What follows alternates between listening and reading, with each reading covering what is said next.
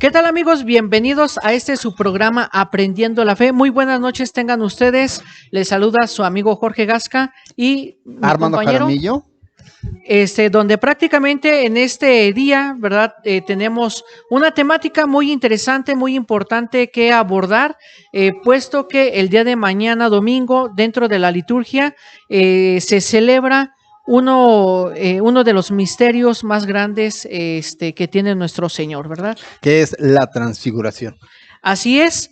Y bueno, Armando, pues, ¿qué te parece que invitemos a nuestra audiencia a que comparta su programa, que también pues allí interactúe con nosotros, que nos deje ahí unas preguntitas, comentarios, ¿verdad? También, que nos hagan sus que comentarios. Nos dejen los comentarios acerca pues de las cosas, ¿verdad? Que tratamos y que les gustaría también saber. Claro. ¿Verdad? Pues vamos a la primera sección de inmediato, corriendo luego. Luego, ¿verdad? Así que, Yaval, por favor, mándanos a nuestra primera sección.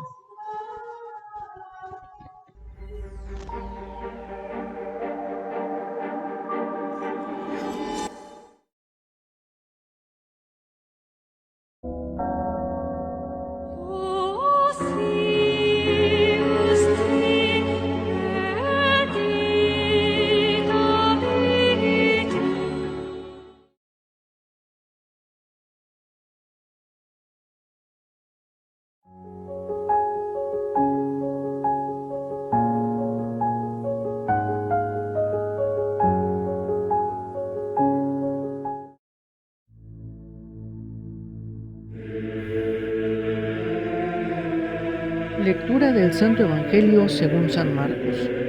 En aquel tiempo, Jesús tomó aparte a Pedro, a Santiago y a Juan. Subió con ellos a un monte alto y se transfiguró en su presencia. Sus vestiduras se pusieron esplendorosamente blancas, con una blancura que nadie puede lograr sobre la tierra. Después se le aparecieron Elías y Moisés, conversando con Jesús. Entonces Pedro le dijo a Jesús: Maestro, qué a gusto estamos aquí. Hagamos 3 chozas, una para ti, otra para Moisés y otra para Elías. En realidad no sabían lo que decía, porque estaban asustados. Se formó entonces una nube que los cubrió con su sombra, y de una nube salió una voz que decía: Este es mi Hijo amado, escúchenlo. En ese momento miraron alrededor y no vieron a nadie, sino a Jesús, que estaba solo con ellos. Cuando bajaban la montaña, Jesús les mandó que no contaran a nadie lo que habían visto, hasta que el Hijo del Hombre resucitara de entre los muertos. Ellos guardaron esto en secreto, pero discutían entre sí qué querría decir eso de resucitar entre los muertos. Palabra del Señor. Te alabamos, Señor.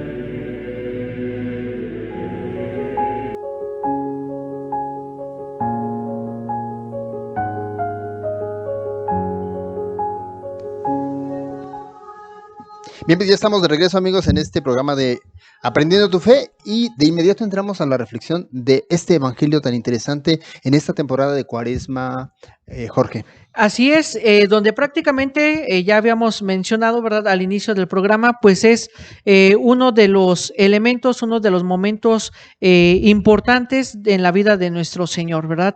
Bueno, pues tenemos dentro de esta reflexión que a partir del día en que Pedro confesó que Jesús es el Cristo, el Hijo de Dios vivo, el Maestro, comenzó a mostrar a sus discípulos que él debía ir a Jerusalén y sufrir, y ser condenado a muerte y resucitar al tercer día. Pedro rechazó este anuncio, los otros no lo comprendieron mejor. En este contexto se sitúa el episodio misterioso de la transfiguración de Jesús, sobre una montaña ante 3 testigos elegidos por él, que fueron Pedro, Santiago y Juan. El rostro y los vestidos de Jesús se pusieron fulgurantes como la luz. Moisés y Elías aparecieron y le hablaban de su partida, que estaba para cumplirse en Jerusalén. Una nube les cubrió y se oyó una voz desde el cielo que decía: Este es mi Hijo, mi elegido, escúchenlo. Aquí tiene un figurismo muy importante, estimado Armando y audiencia, que forma la nube y la luz, ¿verdad? Estos dos símbolos son inseparables en las manifestaciones del Espíritu Santo. Desde las teofanías del Antiguo Testamento, la nube aparece a veces oscura, otras luminosas, otras revela al Dios vivo y Salvador, teniendo así un velo sobre la trascendencia de su gloria. Con Moisés, en la montaña del Sinaí, aparece esta figura de la nube. Así es. En la tienda de reunión y durante la marcha por el desierto. Con Salomón, en la dedicación del templo. Y pues bien, estas figuras son cumplidas por Cristo en el Espíritu Santo. Él es quien desciende sobre la Virgen María y la cubre con su sombra para que ella conciba y dé a luz a Jerusalén. En la montaña de la transfiguración es Él quien vino una nube y cubrió con su sombra a Jesús, a Moisés y a Elías, a Pedro, Santiago y Juan. Y se oyó una voz de esa nube, ya habíamos hecho referencia: este es mi hijo, mi elegido, escúchenlo. Es finalmente la misma nube la que ocultó a Jesús a los ojos que los discípulos el día de la ascensión y que lo revelará como hijo del hombre en su gloria el día de su advenimiento. Así, el Evangelio según San Lucas subraya la acción del Espíritu Santo y el sentido de la oración en el misterio de Cristo. Jesús ora ante esos momentos decisivos de su misión antes de que el Padre dé testimonio de él en su bautismo y de su transfiguración, y antes de dar cumplimiento con su pasión al designio de amor del Padre. Jesús ora también ante los momentos decisivos que van a comprometer la misión de sus apóstoles, antes de elegir y de llamar a los 12, antes de que Pedro lo confiese como el Cristo de Dios, y para que la fe del príncipe de los apóstoles no desfallezca ante la tentación. La oración es muy importante para nosotros como cristianos porque nos lo ha mostrado ya nuestro Señor. La oración de Jesús es ante todos los acontecimientos de la salvación, que invoca al Padre y que le pide esa entrega, esa humildad y esa confianza ante el plan salvífico que tiene preparado para la humanidad. Y prácticamente vemos que gracias a la oración se cumple la voluntad del Padre como esa expresión amorosa. Ya los evangelios narran en dos momentos solemnes este significado de la nube y de la luz. Uno, que es el bautismo, y dos, que es la transfiguración de Cristo, que es el evangelio que acabamos de escuchar, donde prácticamente esta voz del Padre lo designa como su Hijo amado, y Jesús se designa a sí mismo como el Hijo único de Dios y afirma mediante este título su preexistencia eterna. Pide la fe en el nombre del Hijo único de Dios, y esta confesión prácticamente cristiana aparece ya en la exclamación del centurión delante de Jesús en la cruz. Verdaderamente este hombre era el Hijo de Dios, porque es solamente en el misterio pascual donde el creyente puede alcanzar el sentido pleno del título Hijo de Dios y donde lo comprendemos además. Por un instante, Jesús muestra su gloria divina, confirmando así la confesión de Pedro. Muestra también que para entrar en su gloria es necesario pasar por la cruz en Jerusalén. Moisés y Elías ya hablan y ya han visto la gloria de Dios en la montaña. La ley y los profetas habían anunciado los sufrimientos del Mesías. La pasión de Jesús es la voluntad por excelencia del Padre, que prácticamente aquí vemos que el Hijo actúa como siervo de Dios. La nube indica la presencia del Espíritu Santo, ¿sí? Donde prácticamente podemos decir en este aspecto que apareció toda la Trinidad: el Padre en la voz, el Hijo en el hombre, el Espíritu Santo en la nube luminosa. Ya va a decirse en el himno, ¿verdad?, de la liturgia bizantina: en el monte se transfigurase Cristo Dios, y tus discípulos contemplaron tu gloria en cuanto podían comprenderla. Así, cuando te viesen crucificado, entenderían que predicabas libremente y anunciarían al mundo que tú eres en verdad el Redentor del Padre, ¿sí? El resplandor del Padre.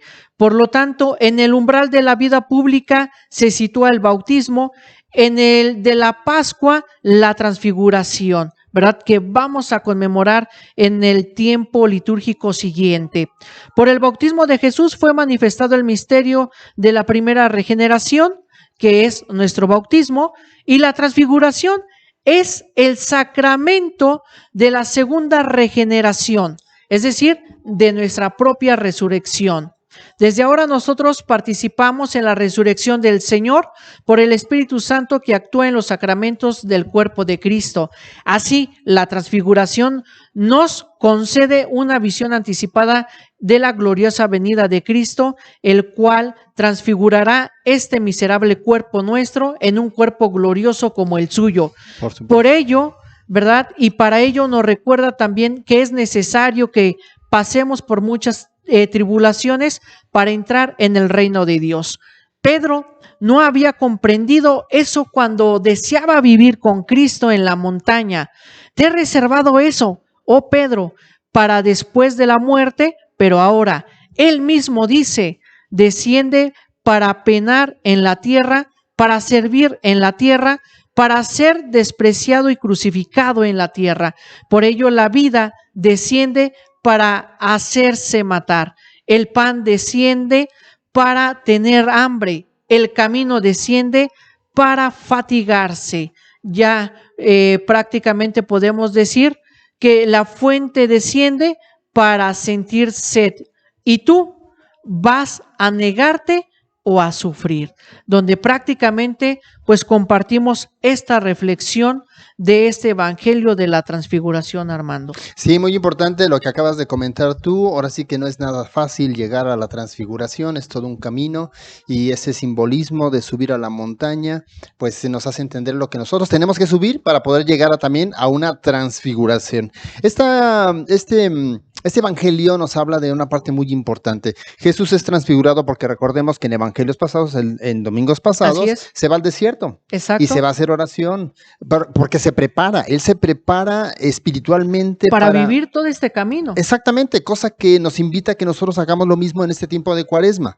Retirarnos, irnos a nuestro desierto, renunciar a muchas cosas, como lo hemos dicho, hacer sacrificios significativos voluntarios, hacer el ayuno, la abstinencia, pero de buena manera, no renegando, no a regañadientes y rechinando ahí los dientes, diciendo, chupándoselos, ¿por qué la iglesia nos pone esto? ¿Por qué nos pone esto? Reclamando, ¿no? Reclamando incluso, sino más bien de manera voluntaria, que nosotros hagamos sacrificios, que nosotros hagamos oración, que estemos en nuestro propio desierto, aprendamos de esta pandemia, aprendamos los que estamos encerrados, que eso es lo que quiere Jesús en esta Cuaresma. Primero Él se retiró al desierto a hacer oración.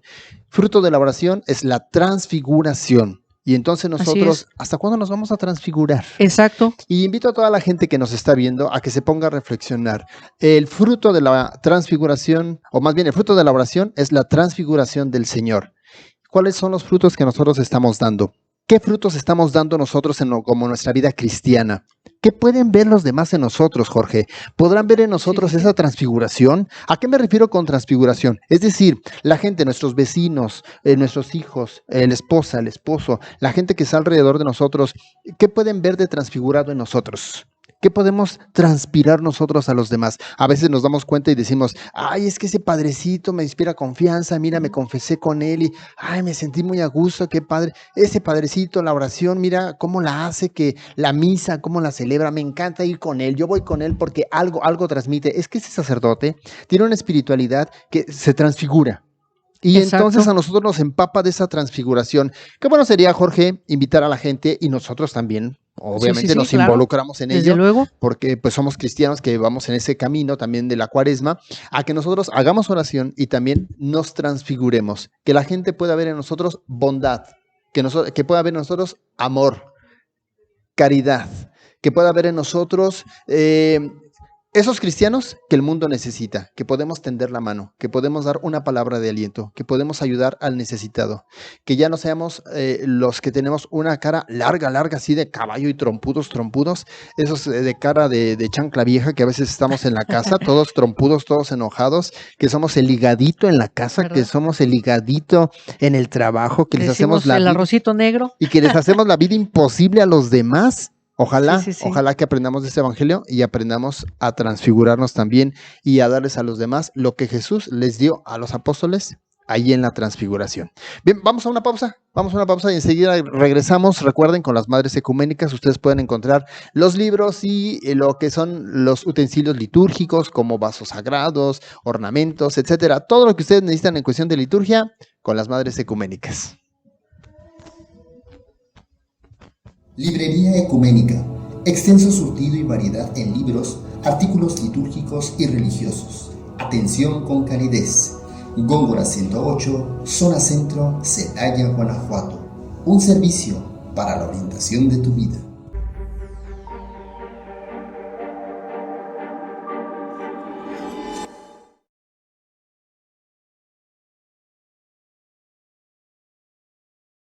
Vive la pasión del fútbol.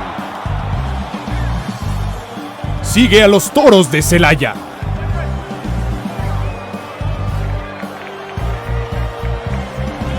Toros en la cancha. Martes, 7 p.m.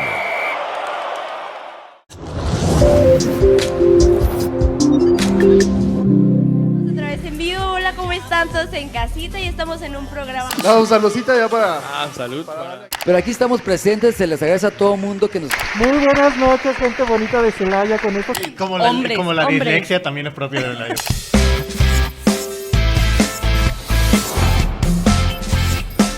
Canal Foro CX. Marca la diferencia.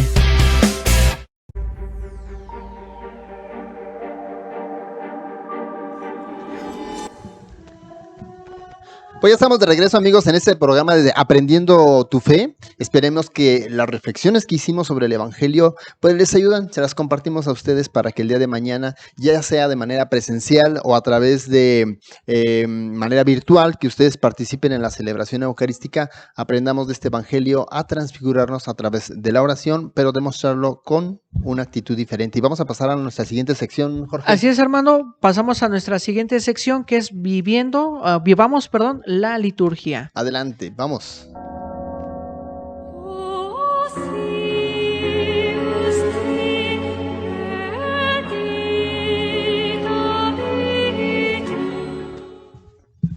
Bien, pues ya estamos de regreso, Jorge, con esto de Vivamos la Liturgia, que es una sección en donde intentamos que la gente conozca propiamente de la liturgia y sobre todo lo que estamos viviendo en esta temporada de Cuaresma. Así es, y el tema que vamos a tratar el día de hoy en esta sección es sobre los datos de la historia de la Cuaresma, ¿verdad? Cómo surge, de dónde provienen, ¿verdad? Qué otros elementos pues se tienen en este tiempo que estamos viviendo el día de hoy.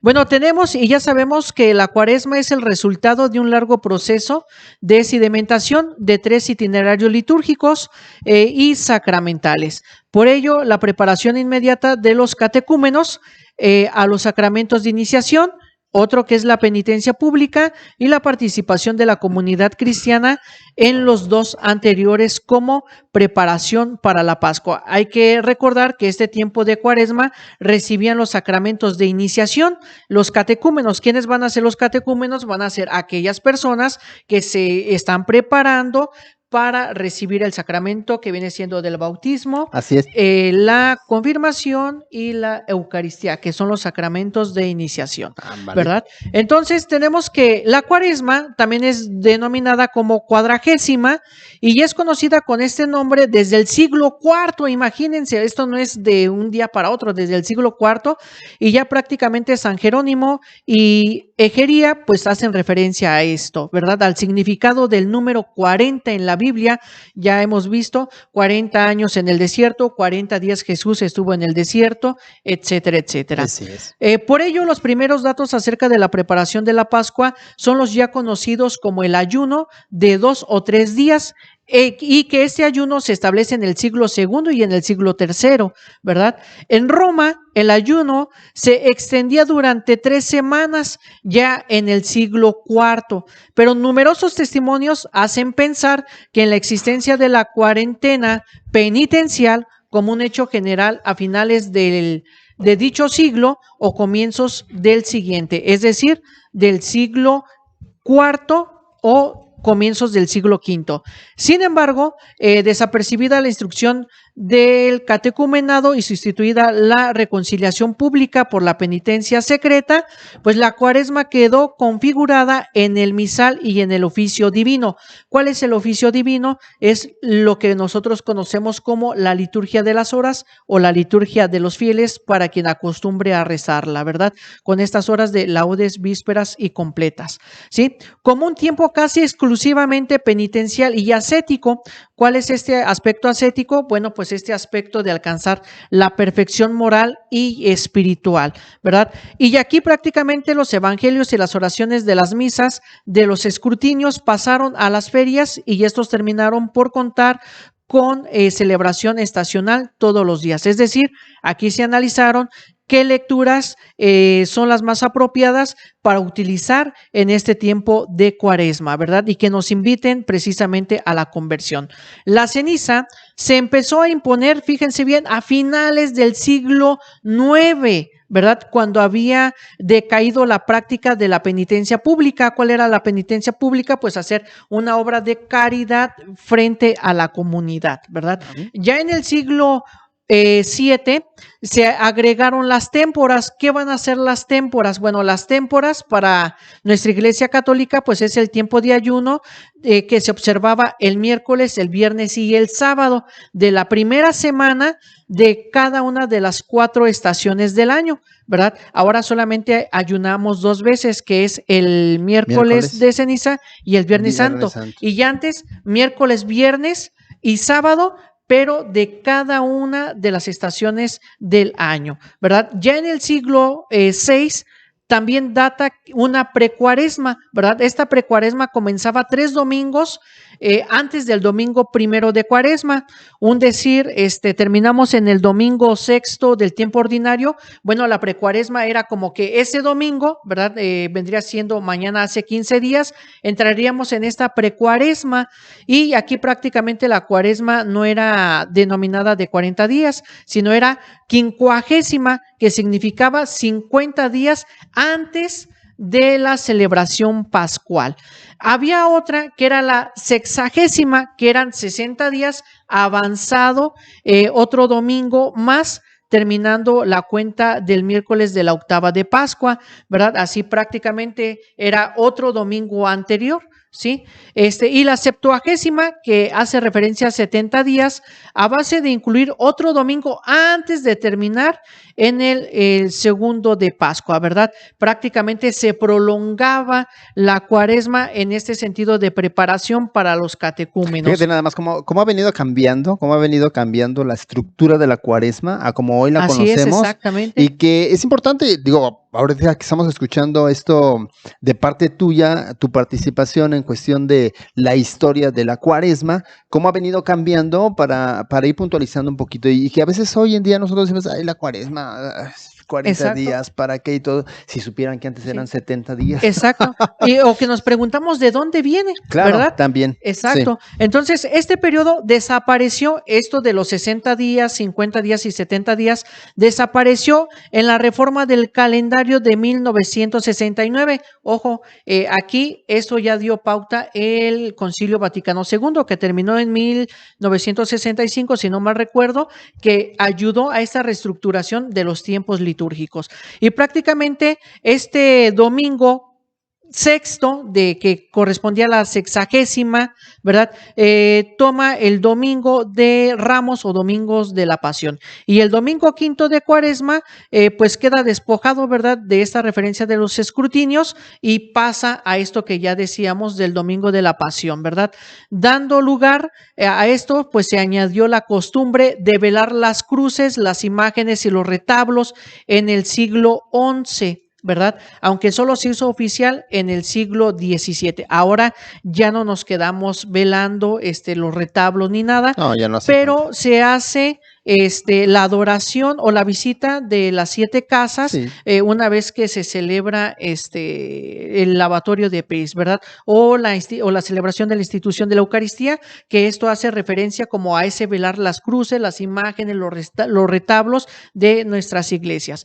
Y por otra parte tenemos que la devoción a la Pasión de Cristo y a la Virgen Dolorosa, fíjense, desde aquí viene, desde 1969 aproximadamente, unos años atrás también, invadió las últimas semanas de la Cuaresma, sobre todo a partir de la Baja Edad Media. Fíjense, de la Edad Media, desde allí viene este aspecto de la devoción a la Pasión de Cristo y a la Virgen Dolorosa que conmemoramos el Viernes Santo. Y que por cierto aquí se da en, nieve y agua, ¿verdad? aquí en Celaya, es lo que te iba a Exacto. decir, está tan arraigada esa devoción a la Dolorosa el viernes antes del viernes.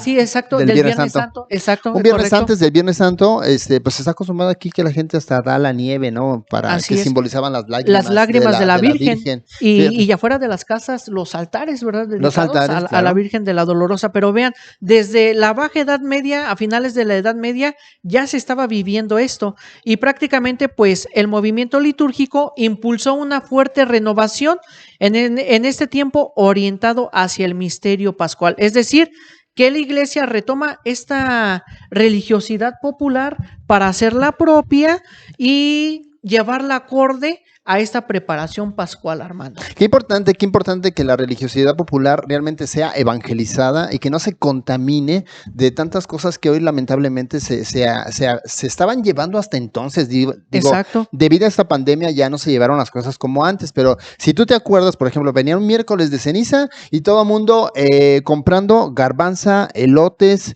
comprando afuera chicharrones y todo eso como si fuera toda una verbena popular, cuando es un día de penitencia. Exacto, de guardar, de reflexionar, etcétera. Parecía fiesta, ¿no? No, de hecho, hasta, digo, se han de acordar ustedes aquí en la ciudad de Celaya, no sé las otras ciudades o comunidades donde nos estén viendo, pero aquí en la ciudad de Celaya llegaba el miércoles de ceniza y se cerraba todo el cuadro de aquí del centro de la ciudad con la finalidad de que la gente pudiera andar libremente y sin problema de que los fueran a atropellar. Pero sí veías tú un montón de puestos vendiendo jueguitos, todo. Y dice uno, sí, caray, sí. pues es un día penitencial. Entonces, ¿qué quiere decir? Que hay que purificar todos estos tipos de piedad y de devociones, hay que purificarlas de todo aquello que pudiera distorsionar las devociones. Igual también la Dolorosa, como el Vía Crucis, como el Vía Crucis muy importante, y las 3 caídas también, quitarlas de todos esos elementos. Luego, ¿por qué nos critican los hermanos protestantes? Nos llegan a criticar a nosotros porque estamos llenos de todo ese tipo de cosas. Hay cosas que realmente no se pueden evitar. La gente necesita dinero y pues anda vendiendo los raspados con dulce, vendiendo comida, pues para sostenerse y alimentarse un poco. Eso no lo criticamos. Lo que pasa es que se caen abusos. Y entonces las 3 caídas se convierten también en una verbena, se distorsiona completamente el verdadero sentido, la gente cae en un sentimentalismo donde llora como si realmente estuviera muriendo la persona que está actuando de nuestro Señor Jesucristo, cuando pues Jesús ya se resucitó.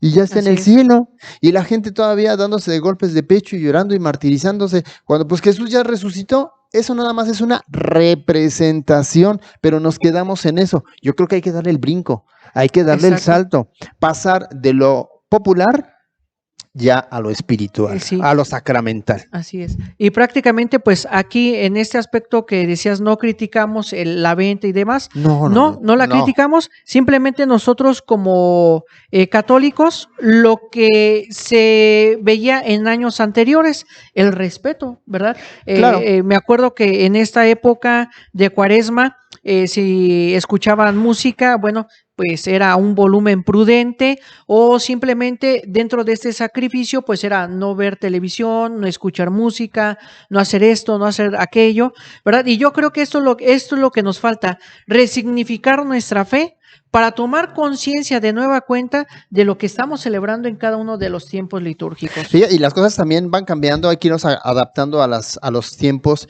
Hoy yo diría que en lugar de apagarle la radio, apagarle la tele, dejemos de usar el celular. Por un día, que esa sea la penitencia, que un día no utilices el celular. Esa sería una penitencia. Fíjate que sería muy bueno, una muy buena iniciativa. Va a decir no, pues yo me muero. ¿No? Ya todo allí está registrado en el teléfono. Entiendo, ¿verdad? Cuando tu celular es parte de tu trabajo. Sí. Y como tu trabajo lo tienes que utilizar. Pero si lo estás utilizando para no aburrirte el Viernes Santo, para no fastidiarte, oye, pero ¿y la oración entonces? Y entonces las prácticas de piedad, exacto. La reflexión. Recuerden que el Viernes Santo no es un día de luto, es un día de reflexión profunda sobre el amor que tuvo Jesús por nosotros al momento de morir. Por eso el Vía Crucis, por eso las 3 caídas. Y ojalá que vayamos purificando estas prácticas de todo lo pagano y retomar lo que verdaderamente es cristiano. Vamos a una pausa y regresamos. No le cambie, quédese con nosotros.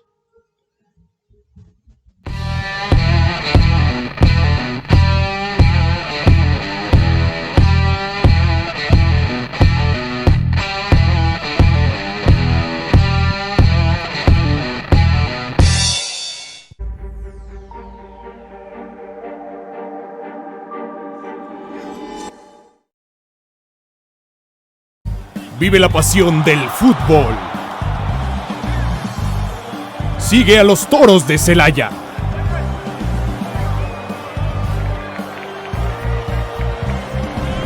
Toros en la cancha. Martes, 7 p.m.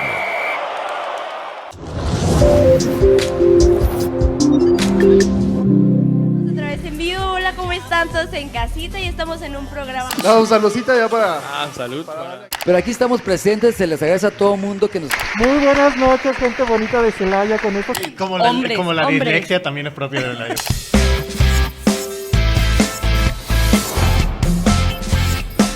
Canal Foro CX. Marca la diferencia.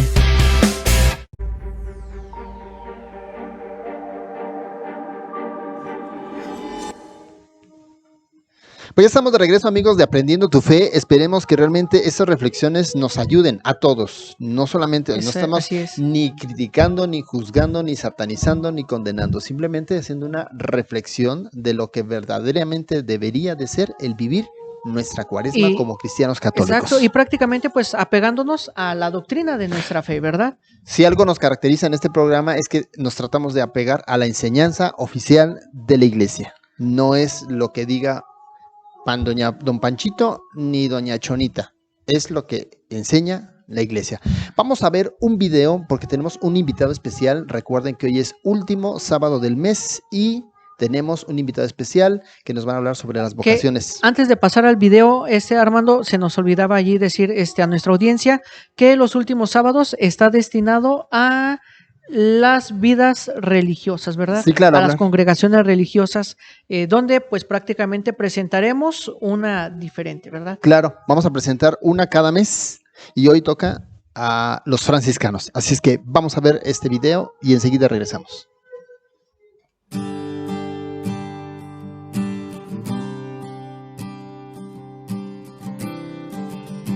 Descubrí mi vocación, creo que lo puedo resumir en 4 momentos.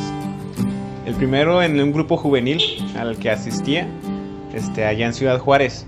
Este grupo creo que me despertó mucho mi interés por servir a los más necesitados. El segundo fue un encuentro en un congreso eucarístico, en donde por medio de la humildad de un sacerdote, impactó mi vida. Y yo dije, yo quiero consagrar mi vida a Dios. El tercer momento, y creo que es la clave para abrazar esta vida franciscana, fue allá en Juárez, también en Ciudad Juárez, en la colonia Tarahumara. Cuando me di cuenta que 2 franciscanos vivían en medio de gente necesitada, y pues esta gente necesitada eran los hermanos tarahumaras. Entonces fue el tercer momento que impacta mi vida. Creo que el cuarto momento es mi familia. familia ha jugado un papel muy importante en mi vocación. Pues ellos desde muy chico, aunque a mí no me gustaba ir a misa, pero ellos me inculcaron mucho la fe, aunque no me interesara nada de esto, ya después lo fui yo descubriendo. Entonces, por esos 4 momentos, creo que nace mi vocación.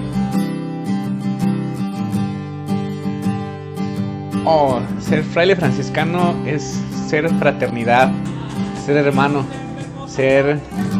estar con los otros, estar compartiendo la vida con el otro.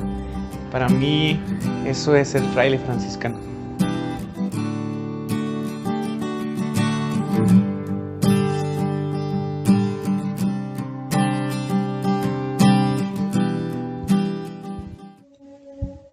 Pues ya estamos de regreso, amigos, aquí en Aprendiendo tu Fe. Y bueno, pues déjenme dar la bienvenida al padre Fray Hugo Córdoba, el encargado de lo que son la vida consagrada, es vicario de vida consagrada en la diócesis de Celaya, ¿cierto? Sí, y pues rector del Templo de San Francisco. Rector del Templo de San Francisco. Padre, pues bienvenido. Muchas gracias por la invitación. No, al contrario, recuerde que quedamos por ahí nosotros de que íbamos a invitar a cada congregación el último sábado de cada mes para que nos hablaran de su carisma, de lo que realizan como congregación. En este caso usted es franciscano y de ahí entonces, ¿por qué franciscanos, padre? Bueno, el nombre se deriva de nuestro fundador. Nuestro fundador es San Francisco de Asís, este joven italiano de la ciudad de Asís, ¿verdad? Que nace en el año 1181 y que, pues, después de llevar una vida propia de un joven, ¿verdad?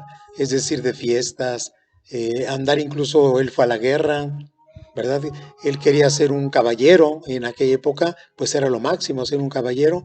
Él participó en la guerra, fue preso, y estando preso en la cárcel de Perusa, fue precisamente cuando, pues, comenzó a sentir la llamada de Dios, ¿verdad? La llamada de Dios ¿a qué?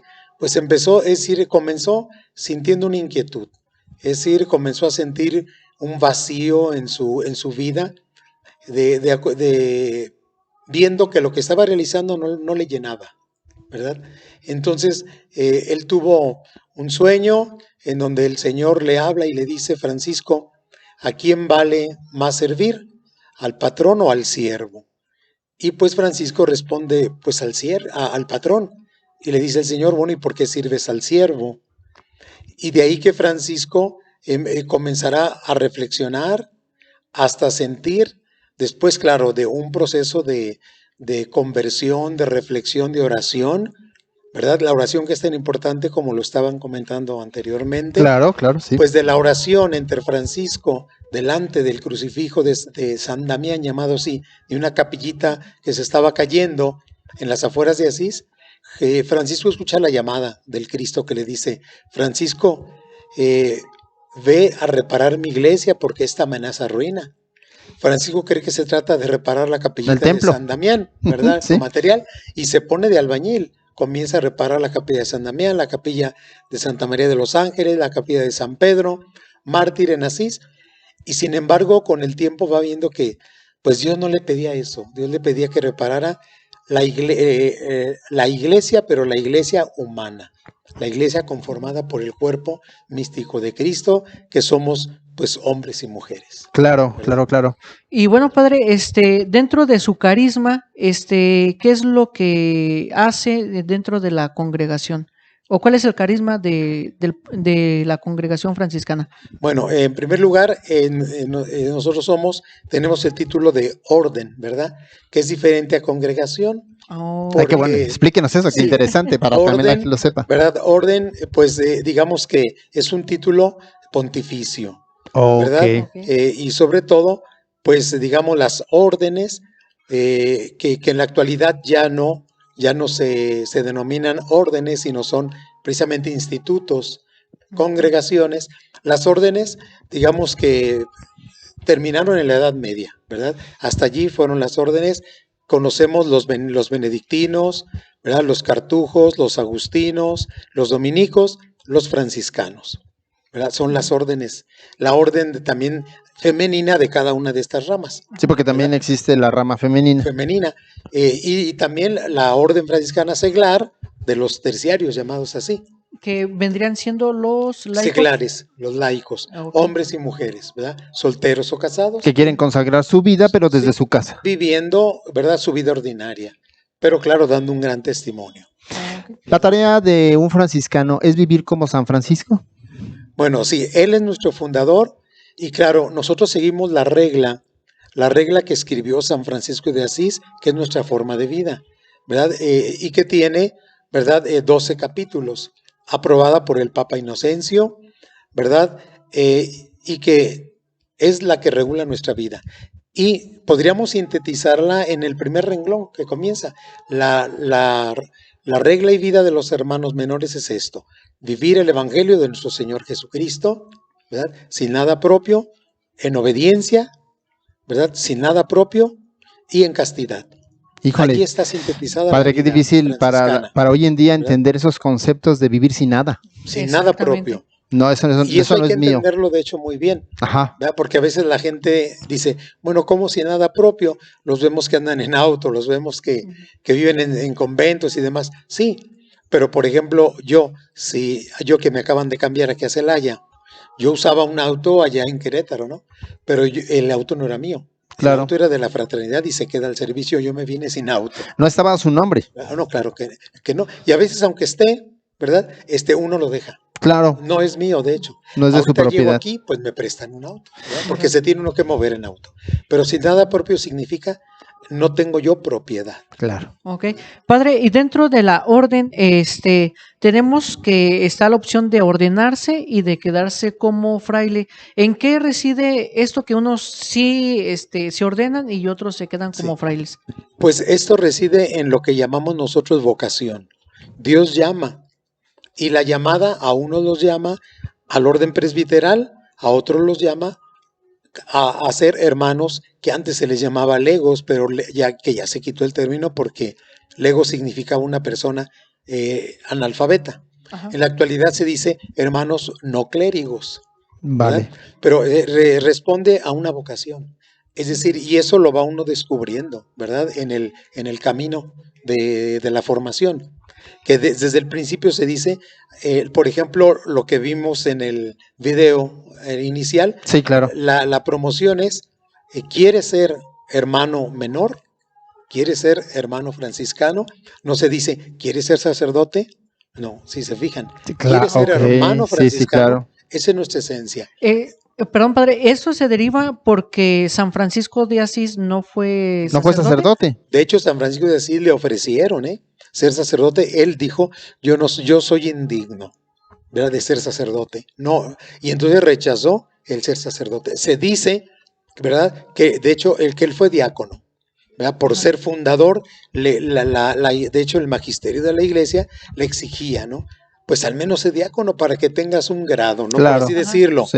En términos humanos. Sí. Pero Francisco no quería ni eso, ¿eh? Él decía, no, yo soy indigno y yo pues soy siervo, ¿verdad? Y quería ser el último en la familia franciscana. Sin embargo, así se comportaba. Sin embargo, en la orden existe la opción.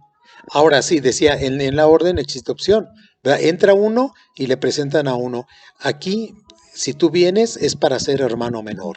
Pero claro, pon atención porque Dios te puede llamar al sacramento del orden, o puede ser también diácono permanente, o puede ser hermano laico.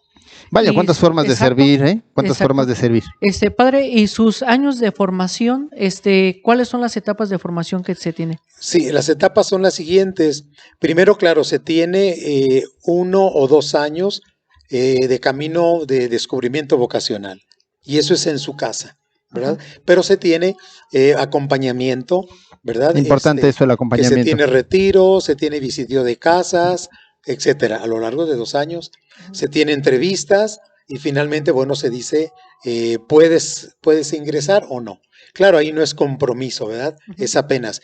Ahora diré rápidamente las etapas, que es aspirantado 1 año, ¿verdad? Postulantado 1 año. ¿Verdad? Mínimo cada etapa. Puede ser más, según cómo se vea el candidato. Noviciado 1 año. Quien guste puede, aunque no vaya a ser sacerdote, puede estudiar la filosofía 3 años y la teología 4 años. Okay. Y ya ahí decide si quiere ser sacerdote, ordenarse, sí, claro, o si quiere quedar nada más como hermano menor. Como hermano laico, pero atención, porque un hermano laico, él puede prepararse, dígase, puede ser maestro, ¿verdad? Puede ser también un pastor, ¿verdad? Ser un gran catequeta, ¿verdad? O catequista, formador de catequistas, en fin. Evangelizador, pero claro que se requiere que esté bien formado. Por supuesto. Por lo tanto, la formación es para todos, no hay discriminación. Muy bien, antes de irnos nada más, y por favor, Yaval, nada más, ¿nos podías pasar las imágenes del periódico Redes para decirles a ustedes que periódico Redes ya salió su nueva edición y no sé si tenemos el audio también? Por favor. Periódico Redes de la Diócesis de Celaya. Hoy en nuestro número 439, 13 de marzo de 2021, te presentamos. ¿Por qué nos duele ser generosos? Eduquemos a nuestros hijos en el respeto. Contra el coronavirus, ¿sí o no? Y en la sección de niños, encuentra los objetos escondidos y mándanos tu imagen para que la publiquemos la próxima quincena. Todo esto y más en tu edición número 439 de Periódico Redes Diócesis de Celaya. Edición impresa o edición digital, solamente 10 pesos. ¿Qué esperas? No te quedes sin el tuyo. Pues ahí está el periódico Redes para quienes gusten, en toda la diócesis de Celaya se está difundiendo, ahí está los temas interesantes que trae el periódico Redes, para quienes gusten, lo tienen en su parroquia, pregúntenle a su párroco o ya sabe, a través de las plataformas digitales. Padre, si gusta invitar a la gente, aquel que quieras, que siente el llamado, como este muchacho del video, que siente el llamado a integrarse con ustedes a la orden. Sí, de hecho invitamos, ¿verdad?, a los jóvenes que sientan el llamado, ¿verdad?, a la vida consagrada. Dígase primero vida consagrada. Y recuerden que pueden ser presbíteros, llegar a ser presbíteros, pueden llegar o también ser hermanos laicos. Y recordarles que también un franciscano, pues por la gracia de Dios, ¿verdad?, también es vocación aparte, puede llegar a ser obispo, como hay tantos obispos ciertamente franciscanos, sí, lo sabemos. Ha habido también papas franciscanos, también cardenales, sí, los hay. Entonces se puede llegar, claro, eso no es de querer, eso es de que el Señor llama, ¿verdad? Así es. Elige. Ahora, para cualquier información pueden dirigirse al Templo de San Francisco aquí en Celaya, a la oficina, ¿verdad? Pueden entrar también a la página de Provincia Franciscana de San Pedro y San Pablo de Michoacán, ¿verdad? Por internet, y ahí se encuentra la página propia de las vocaciones, ¿verdad? Y pues nosotros, quien guste, allí en el Templo de San Francisco, con cualquiera de los franciscanos que habitamos esa casa, pueden adquirir o tener cualquier información y los podemos canalizar para que descubran su vocación. Claro. Así es que Dios los llama a esta vida. Y entender, padre, que el hecho de que pidan informaciones o que ustedes acudan a algún retiro vocacional, no quiere decir que ya por eso van a ser sacerdotes, sino entran a un proceso de discernimiento vocacional. Así es. Y que en el transcurso ya se define. Simplemente yo cuando entré, yo iba y dije, yo no voy a ser franciscano, solo por curiosidad.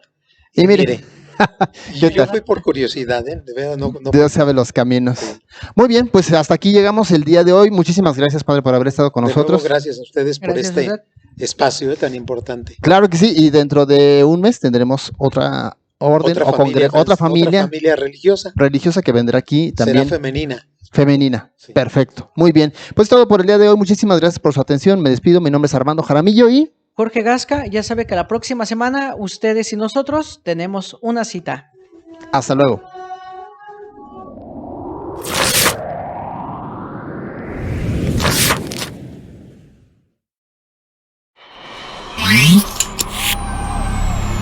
Canal Foro CX, un foro de expresión libre. Canal Foro CX, marca la diferencia.